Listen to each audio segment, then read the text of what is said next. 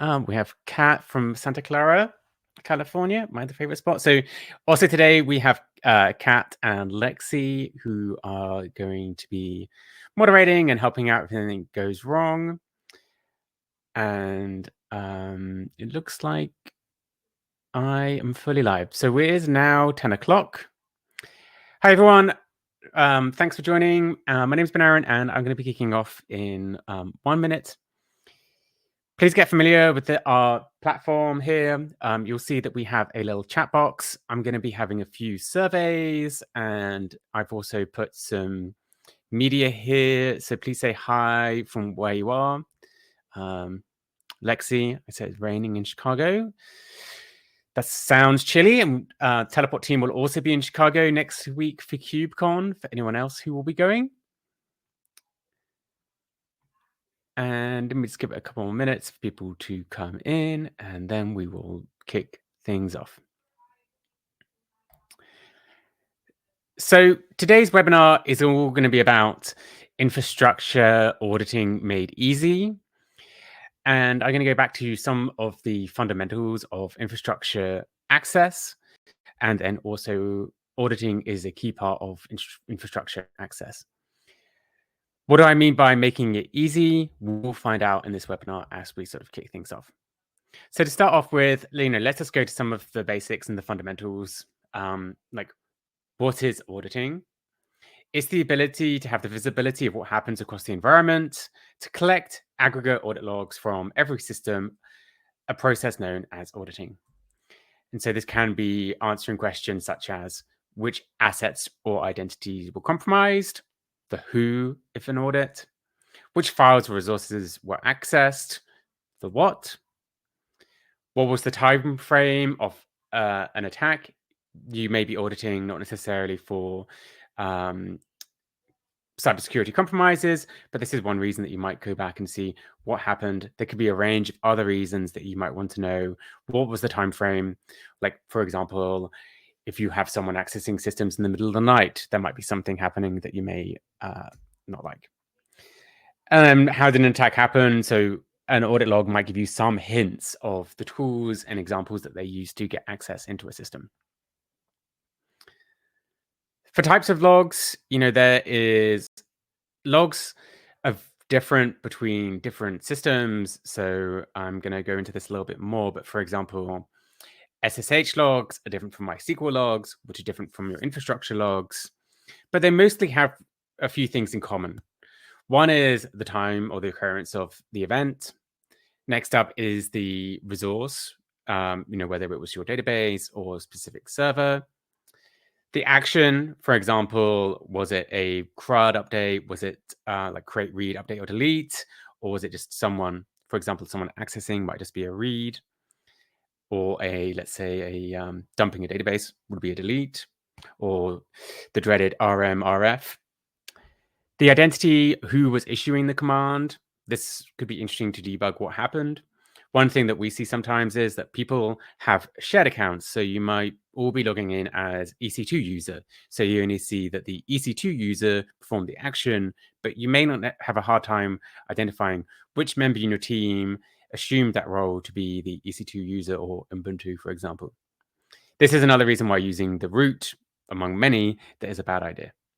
And then lastly, the parameters that were used to run in the command. And this is, for example, an example from a OpenSSH log.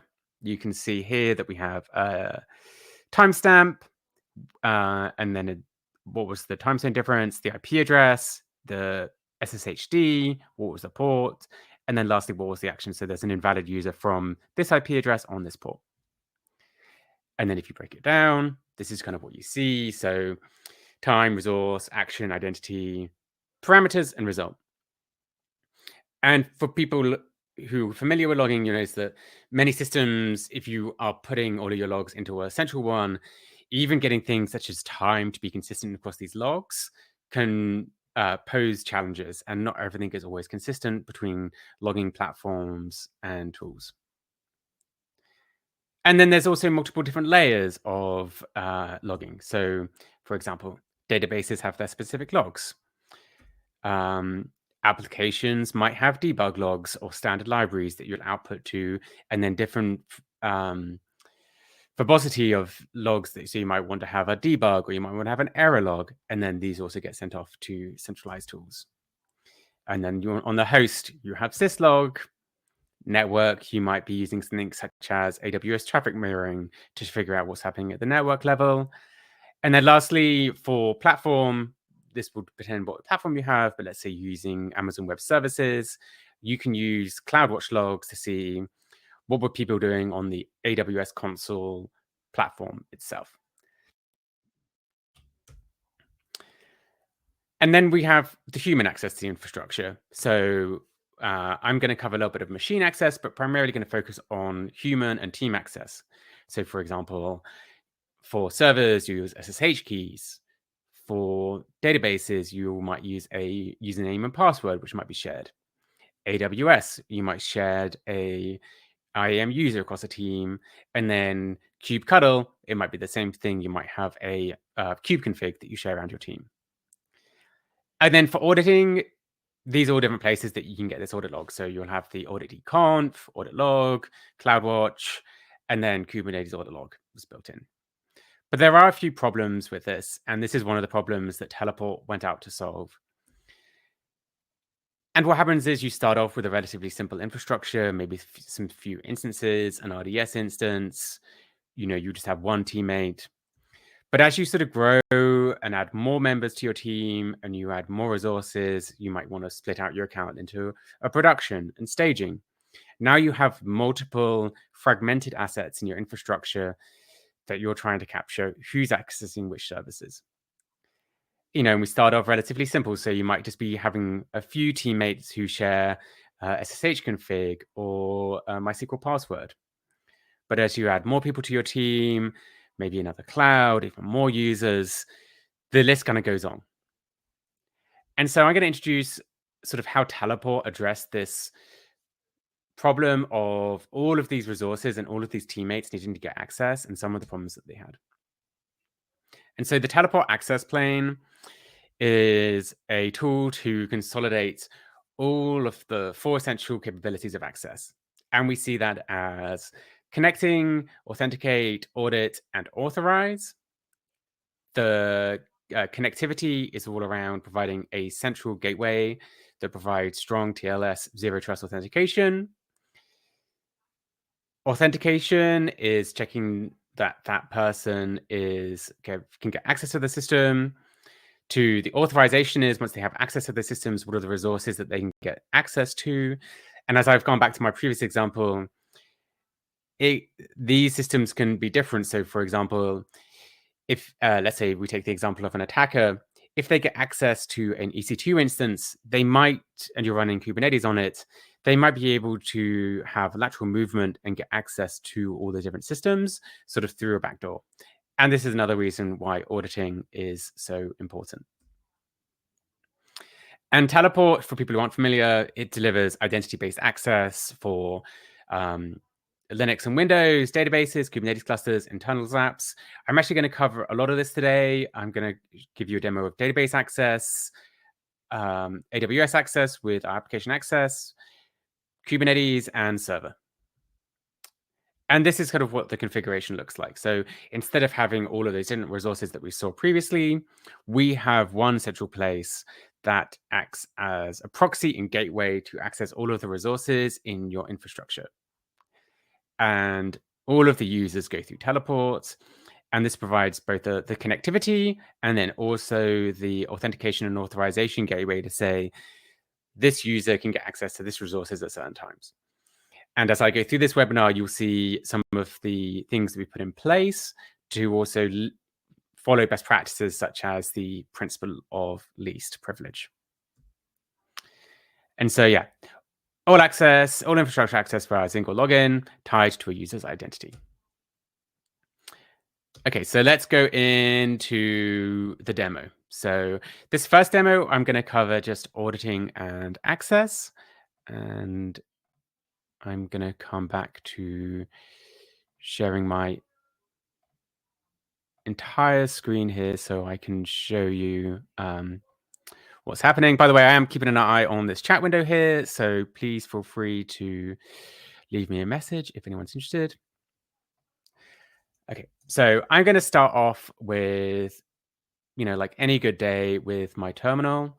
And so I'm going to start off by logging into Teleport. If I make this a little bit bigger, you can see I'm logging into a proxy, which I'm hosting with my user name, which is my name, and I'm using GitHub. So let's open this. You will see now I have, since I'm already authenticated with GitHub, my login has been successful. And within my config here, there's a range of options that have happened. So you can see that I have my cluster, I have these roles, I have these logins. And so you might see like I can log in as principal EC2 user, I have Kubernetes, and I have a few other extensions tied on to my account. But I'm going to start off by accessing a server. And so I'm going to do Ubuntu, and then on the Finley host. And there I am. So now I have logged into Teleport. I now have access to the Finley service, and now I have access. So I can, this is a pretty small box, 2 hosts. And then I have my Teleport service and everything else running here. So I'm going to exit this one. And one of the benefits of using Teleport to consolidate everything is I can quickly go from a zero trust method of accessing a server to accessing Kubernetes clusters. So I'm going to switch up my workflow, log into the cookie host, pods. Pods get pods. The only thing is me changing context from servers. And you see I have one shell pod running here. And I'm going to exec into it. And then here I have access to the pod. And so I'm going to access my endpoint. And so now I've very quickly just stayed within the terminal. I've access to a server and a Kubernetes cluster. And so what I'm going to show you next is the audit log, which is available to people using Teleport. So me come in and log into Teleport. As you see here, I also have a web login. I'm going to be using GitHub. And this is an important tool for the fundamentals of Teleport, is using a external identity provider that is the source of truth for identity of everyone logging into your cluster. And you can see here that along with the CLI experience that I showed to start off with, we also have a full web UI, and there's certain resources such as Windows hosts, which can only be accessed through the web UI. So if I come to management here, depending upon your role, we have the audit log of the actions. And so you can see here that my user, I have done a few things. So I started a session on Finley, and then I also did some actions of getting pods on the cookie cluster. And so these were the 2 resources you just saw me access. These logs are all JSON format that you can export to a SIEM solution. You can see there's sometimes some more information here about the groups and the user. One thing that's very helpful here is that you can see I logged in as Ben Arendt, but I adopted the system masters group, which for people who are familiar with Kubernetes is also a bit of an anti-pattern. And we'll sort of go through a little bit more into why this is a bad idea. But this is, this provides a good level of context and visibility. Another benefit of Teleport is it also records a full playback of the session. So you can see here, I'm running the htop command. You can pause this and you get a little bit more context about okay, what exactly was happening. And these are the full recordings of what happened, both for the session that I had, and then also for the kubectl exec. So you can see this is the Docker endpoint that I showed the example for. And so very quickly, you can see, even if someone's performing some action, I've taken that problem of all of these different resources and all the different logs and consolidated it in one place. Another problem that you might run into is there are certain commands that people may run on resources which you may not get full understanding of what's happening. And I'm going to show you on this host here that I have enhanced session recording turned on. And so just do ls, there's nothing here. And I have one command here, which is an interesting echo of this base64 encoded string and a command. And once I've executed this, it's sort of done something kind of interesting. It's gone to this URL and something interesting has happened. And I think this is hard to say if you saw this in a session recording, what exactly happened. But by turning on teleport enhanced session recording, we can also get visibility into what happened here. So we'll exit this session and we're going to come back to our management console. And you can see here that I did a clear console. And let me come back here. Where is it? We have the eBPF session.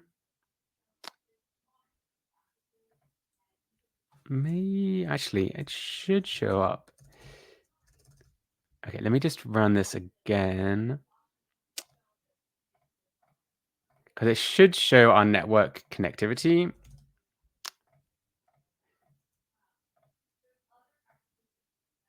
We got the cat ping. Okay, so we can access Google. We can run a command.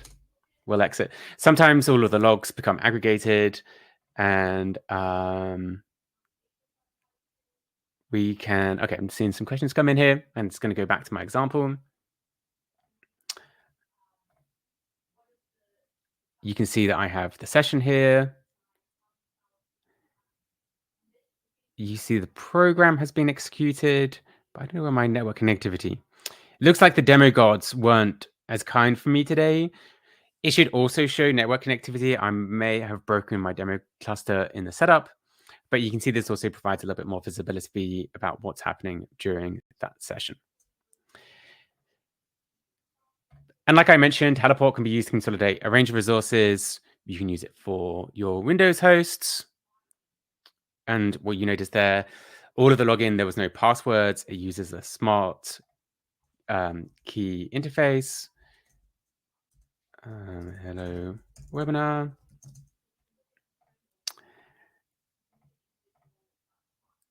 Which is also recorded. You can access your internal apps, for example, Grafana, or other internal apps that you have, all through, if you see here, we have grafana.teleport.astro.earth. And so it's all protected through the teleport infrastructure. So it really provides easy access. And then next up, as far as the web UI, I want to show AWS. And so talking about all those different options that we showed, here I have AWS Management Console added into Teleport. And I have one IAM role, which has limited the scope of what you can access. I have a GUI CloudWatch full access here. And so this IAM role, I'm assuming, you can see here in the top that I've assumed this role. But this role only lets me view CloudWatch alerts. So you can see I have one here, which is my read capacity is going over. But if I was to go into EC2 here, it's not going to show me all of the actions because I don't have full permissions to do so. And as with everything else, all of this is also audited. So you can see I've connected to the AWS Management Console. You can see I have the Windows session. We also record Windows sessions as well. So you can see here that we have the full session recordings as well for Kubernetes, Windows, and server access. And just to close out my example, the last one I wanted to show was database. Oh, okay.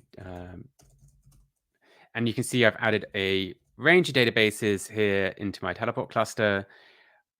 We have a huge list of integrations, and you can view them in our goteleport.com/integrations. And we also support both cloud native and on-prem databases. I'm going to be showing um, AWS hosted Postgres here. Um, and so I'm going to DB login. I'm logging in as a shared user here, but because we're using teleports, it's going to link all of my activity as Ben Arendt and my identity from my GitHub identity provider into this DB shared user. And I'm logging into the main Postgres database. And then lastly, Aurora is the name of the database that I've added in Teleport itself. And so you say the connection information has been saved. We can do DB connect. And you can see the table. I have one table here. And then the owner is SRE. I can exit. And to close the loop on our audit trail, you can also see that I did a database connectivity. I executed a query. One thing that's also unique about Teleport, because all of these are at the protocol level, the /DT under the hood actually runs this command. And so you also get a lot more visibility into what commands are being executed on your database. And you can see I entered the session. You'll note some of our services, databases, we just provide the audit log, and some have full session recordings. I'm going to stop sharing and just have a quick look at some questions, go back to my slides. Can we expect some filtering improvements on the audit log UI? We've been excited for specific queries a day, tens of thousands of events. Oh, thank you for everyone sharing this one. This is especially important for more services. Yes, this is hot on our roadmap, Richard, especially if you are currently using Teleport on AWS. You can use our Athena backend, which provides a lot more capabilities for searching. This is currently using our Athena backend, and I'm going to show you access monitoring and some tools that you can use to run specific queries on lots of events coming up. So probably in like 5 more minutes, I'll get to that. So now I'm going to come back to sharing my slides.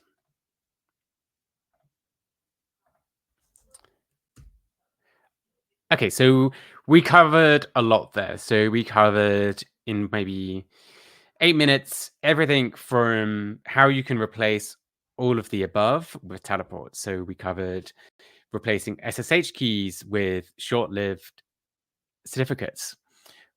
And you didn't even necessarily see this under the hood, but that's kind of what's happening.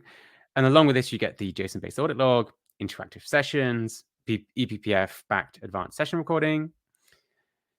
The Postgres password, we've also replaced this with X509 certificates, and we provided the zero trust connectivity.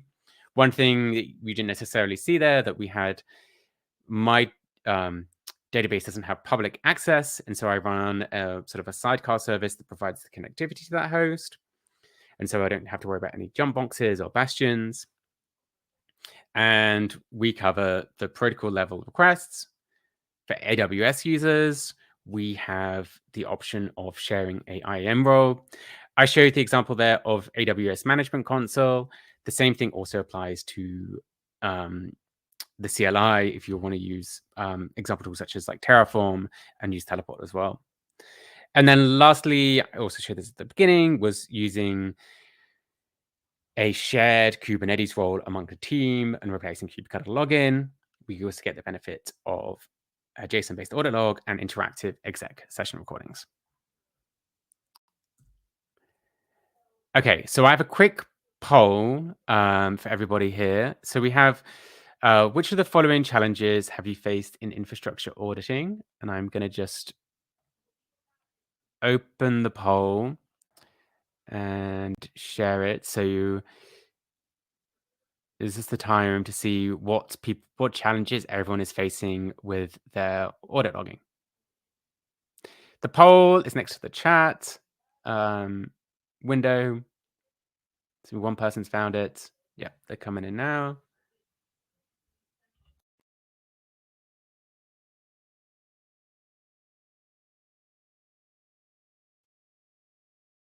All right, looks like difficulty in tracking user activities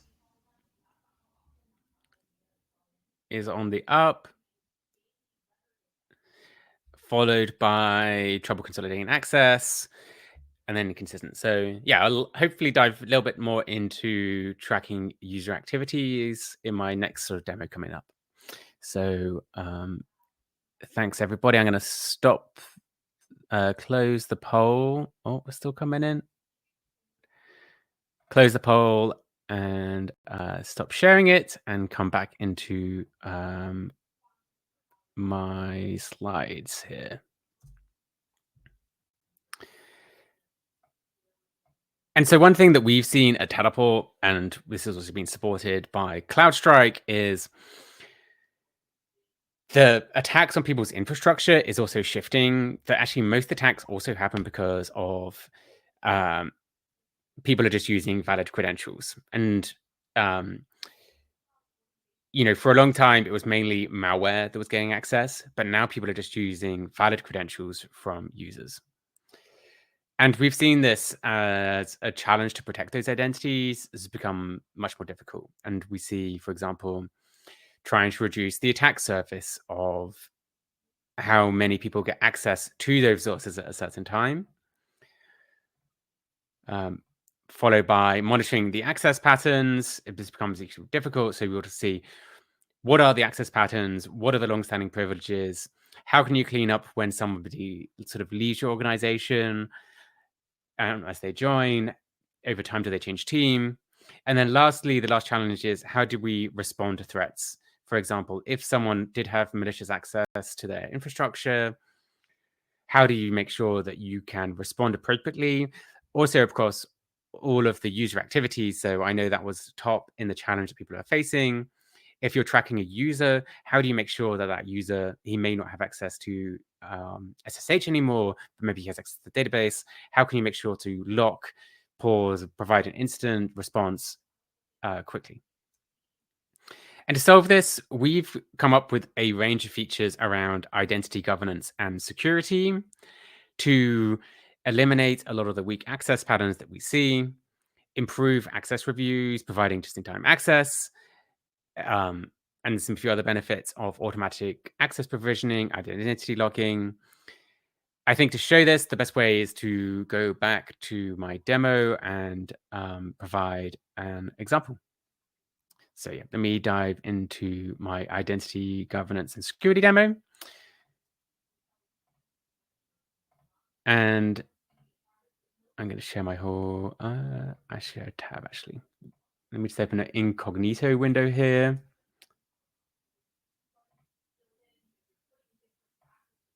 Actually, you know what? I'm going to share my whole screen because I'm going to go between things. Okay. So let me make this a little bit bigger for everybody. Okay, so I have an incognito window and I'm going to start my day as user Alice.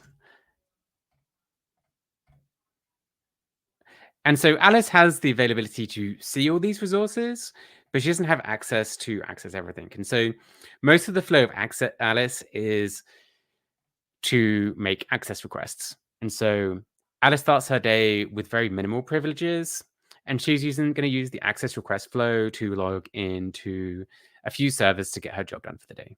And so she needs to get access to the Cockroach server, the cookie server, the cookies Kubernetes cluster, and a Grafana dashboard. And so she needs these resources to get her job done.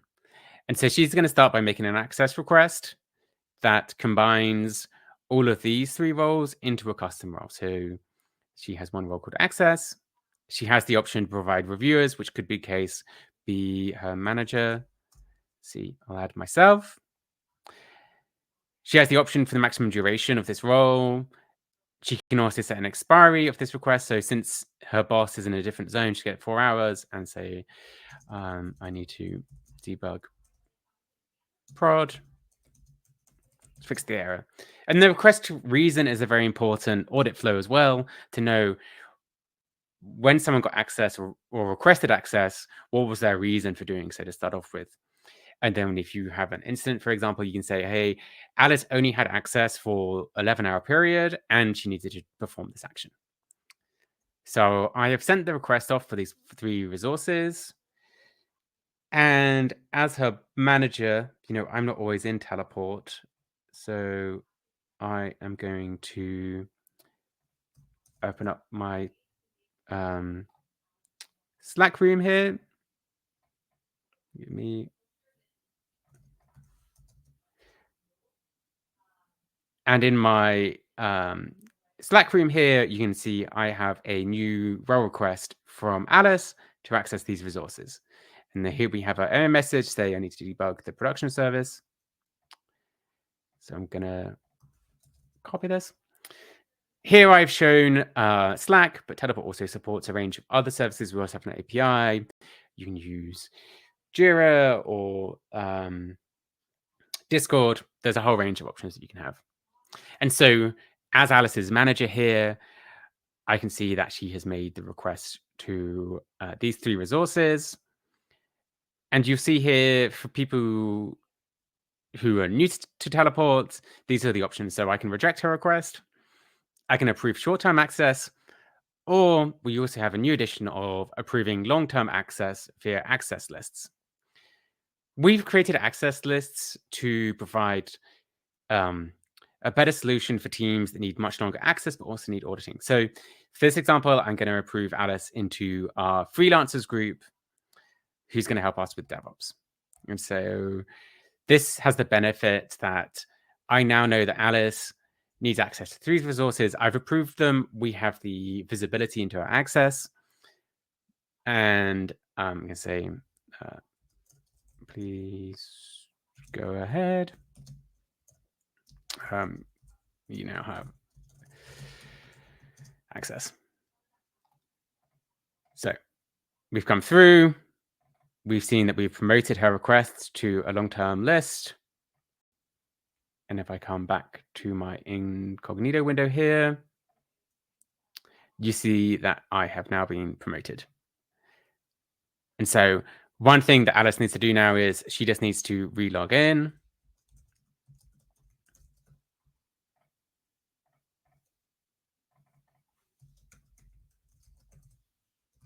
Oh.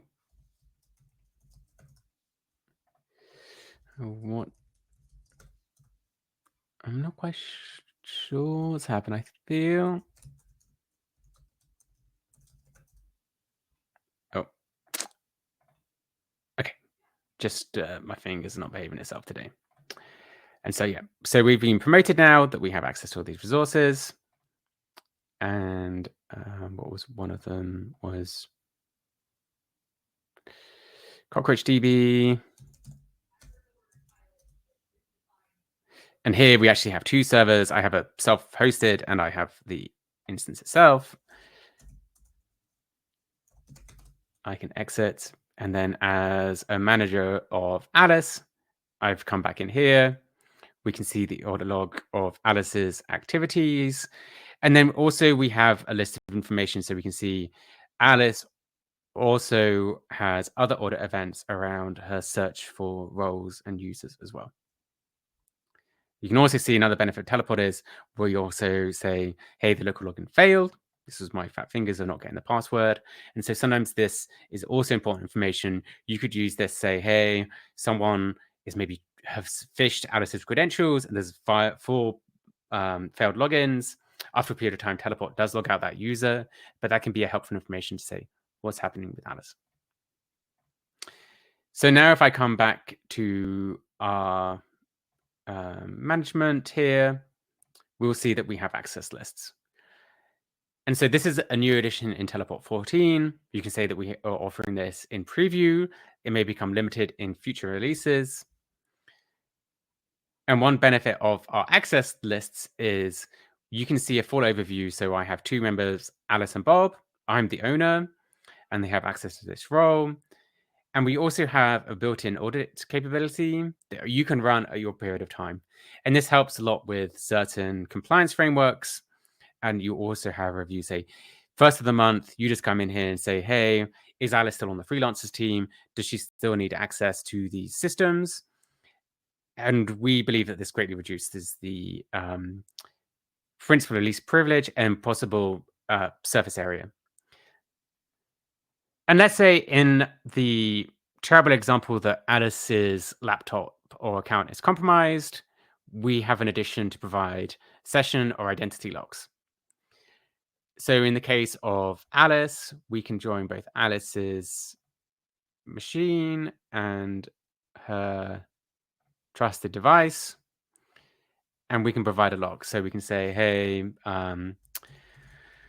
locking user for 10 minutes while we're 10 minutes. And so now if I come back to Alice's user, you can see that the access has been denied because I've just provided a 10-minute lock for this user. And so we believe this sort of closed the loop on identity, security, and governance. Let me come back to my deck here. Okay, so I've covered weak access, regular access reviews, just-in-time access requests, automatic user provisioning. I've sort of showed this in a few places, but there's a few other ways in which you can use this. For example, you can use Teleport to automatically create user directories on the fly, create database users, and that's also supported with AWS native ones when we have the identity lock-in as well. Oh, let's review access. So we have here this sessions with weak security. So this is another new addition, a part of our identity governance and security launch. And I believe Richard asked a question around how do you query this large amount of information? And so within the identity governance and security, we have a access monitoring report. Our query editor lets you run a range of queries. I'm going to just look at our built-in report for privileged access. I'll run a 90-day query.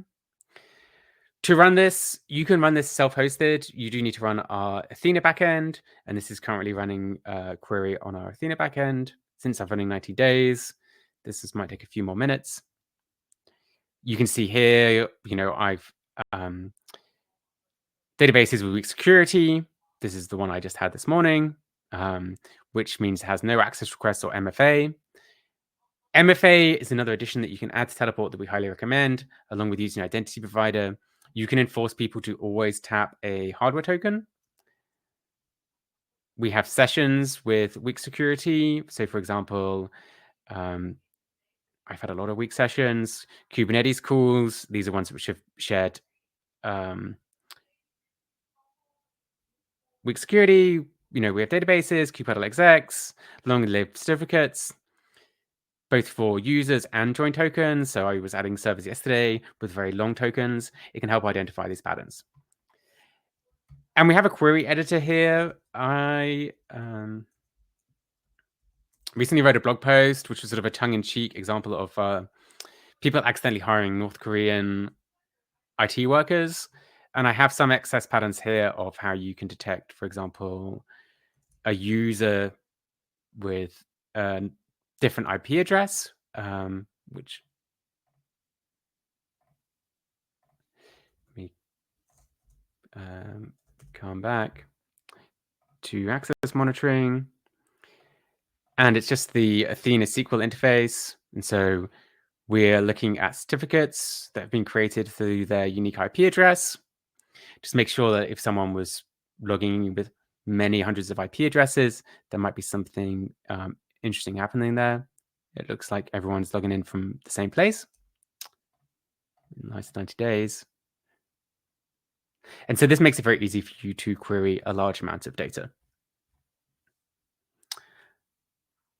Okay, coming back to my slide.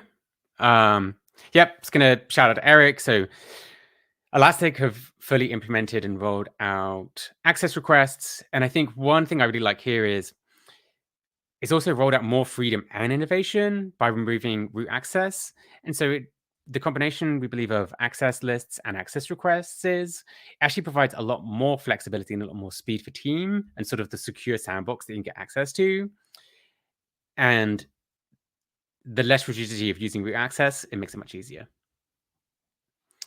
And so access lists, I think we covered all of these. in my example here. But I think we come to a next question of who has access to what and why. Is an important question. So we just announced this last week at our user conference, the Teleport Access Graph. This is going to be a new addition in Teleport starting in November. It lets you model, test, and review access of all infrastructure and resources. Since I am kind of coming up time, I'm probably going to dive straight into the demo here of the access graph. And we built access graph as a mechanism to better understand an organization's team and access pattern. So for example, if I have myself, you can see that I only have access to this one resource. And this unified pattern and access graph lets us better understand, okay, you've set up tracking user activities, but also which users and roles have you defined access as an ability, a snapshot in time, say, hey, this user can access this resources. Maybe we should change the access or update our RBAC to follow the best practices. And so yes, we support user and user groups, resources to resource groups, and then users access actions on staging. For example, we allow, if you want visibility into who has sort of SSH access, Kubernetes access, or database access, it all has those capabilities. So I've sort of flown a little bit through tag due to time, but will it be available on Teleport Cloud on November 25th? And then access monitoring and access lists are available in Teleport 14. Before I dive into Q&A, I have one last poll for everybody. I'm going to share it. This is, oh, let me open it. Which features are you interested to try based upon the demos today? I know I've covered a lot of content today. I think this is the most amount of demos that I've shared. So you see polls is next to the chat tab.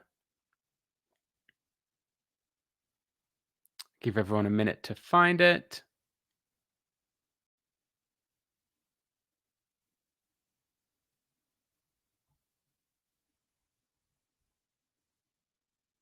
Hold on, maybe there's difficulties.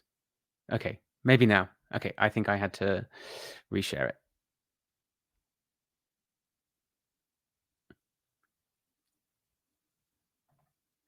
And then if I get more on the access graph, I'll definitely do a little bit more of a demo towards the end of the capabilities.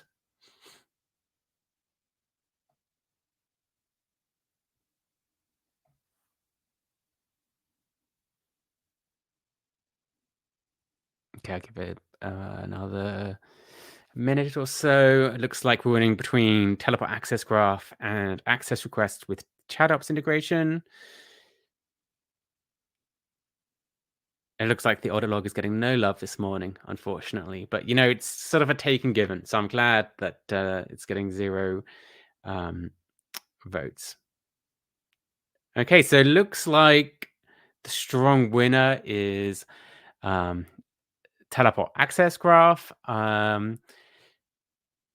Maybe I'll just dive into Q&A and I can answer questions as they come up. So let me stop sharing. I believe it's still open and come into Q&A. So let me start off with some of these questions. Let me go with Richard. So I think this one has been answered, hopefully for you, Richard. The filtering improvements in the UI. Audit Log UI will stay the same, but now we have the access monitoring view that you can run your logs. I believe there's also an API that you can run queries itself. The one caveat is you do need to be running our Athena backend. And so I think it probably comes to my next question is, will tag be available for self-hosted? I believe it will be, but likely in the beginning of next year. It will I also wanna say that it will be an enterprise-only feature, but if you're interested, we're also looking for people to help deploy this. So, reach out to us on our sales team, and we would love to also look for, like, a design partner as we roll this out. We've had lots of interesting feedback and questions, for this. Um, Question from Jose: Is Teleport moving to the identity governance area? Yes, I would say. Probably want to learn more about identity governance and security, would be go to our page on goteleport.com/IGS. I actually believe it's in the media there example. This one here, it's an English question I've seen up 4 times. Is it possible to mark sensitive information in the audit log? It is not currently possible to mark sensitive information in the audit log. What we would recommend doing is limiting who has access to the information in RBAC. And so, one of the RBAC examples I can give is for example, you could say an engineer can look at their audit log, but they can't look at the other team's audit log. But there might be cases in which you could potentially leak a secret key or a token. If this goes into the teleport audit log or it goes into your SIEM, you've already run into the problems of secret leakage that you want to probably alert and see what's happening. And so we don't really have the masking capabilities. I think we're just trying to build tooling to alert and monitor on what is happening. So see on the playback recordings, can they trigger an alert based on what occurs in the session? Yeah, I mean, this would be the inclusion of using our enhanced session recording with a playback of the session. You might want to do example is like a really long session recording, but if you want to say, hey, someone is trying to like RMRF a folder, if you use the enhanced session recording and alerting, that would be the example that you'd link back to, and then you say, hey, we saw this action happening on this host. Here's the session recording. Go and investigate further. But there are interesting possibilities here, like the combination of enhanced session recording and automated locking. You might say, hey, if someone runs this command on a well-known malware site like 3 times, lock the user for an hour to investigate further. Okay, so I think that one has been answered. Please feel free to send in more questions.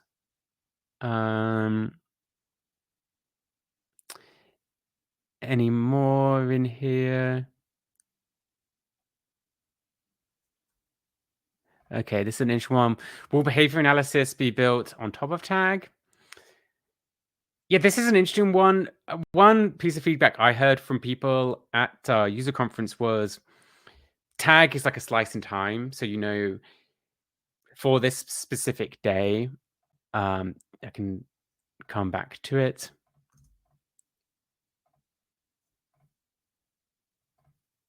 For this specific day, people have access to these resources. So we see Ryan as a requester and an auditor. They don't have access to different things. But if you were to lock a user or change their access over time, how does the access graph have knowledge of it? We all have all that information there. It's something that we haven't fully built and integrated yet. But I think that's areas that we're also exploring to take our teleport access graph, which is one of the reasons that we're launching it sort of early on cloud, to get early feedback about how people plan to use it. And then also, you can also do the reverse. So you say, hey, this instance also requires trusted devices, which is another edition of device trust. And so you can go back from also the user or through the resource to see, okay, everyone has access apart from JBob. JBob's like the intern, for example. Okay, coming back to the questions here. All right, I think it looks like all the questions have been answered. Just want to wrap things up. So next steps, we start off with, we have a lot of this information about auditing comes from our book, Identity Native Infrastructure Access Management. We have a full chapter on building good auditing systems for infrastructure. There is a link there. I believe Kat can probably share it too. You can download this ebook for free from our website. If you want to try Teleport, you can try it for 14 days free with our Teleport team trial. Or if you want to download the open source edition, you can get started. Check us out on GitHub. Teleport is an open source, open core company. Always appreciate a star. And my one last request is, okay, so you've done questions. It's just, I'm going to launch a survey now. It's just 3 questions. I believe it should be launched. This survey will just help us improve our webinars and our presentations. So really appreciate the feedback. Let me just check the chat. Oh, there's one more question in chat, I hear. I believe there's one question. When I use kubectl exec, only session recordings is available, but not the command executed in the session. How do I get session commands in the audit logs? This, I think, will be our enhanced session recording for Kubernetes. I actually don't know the status of this currently. I know it was being worked on for a period of time. I will get back to you and find the GitHub issue. Like everything, Teleport is an open core company, so you can probably check the status on GitHub, but I can follow up with you too. Okay, so I think the survey's gone. I think we've done the polls. And then I think that's everything. So I know we've had about 30 people today. I'd like to thank everyone today for coming through this whirlwind demo and tour of Teleport and the audit log. If you want to follow up more questions, I recommend joining our community Slack, which is open to everybody. We're happy to answer your questions. It's available here on goteleport.com/community Slack. Thanks again, and everyone have a great day and a happy Halloween if you celebrate. Thanks for joining us today.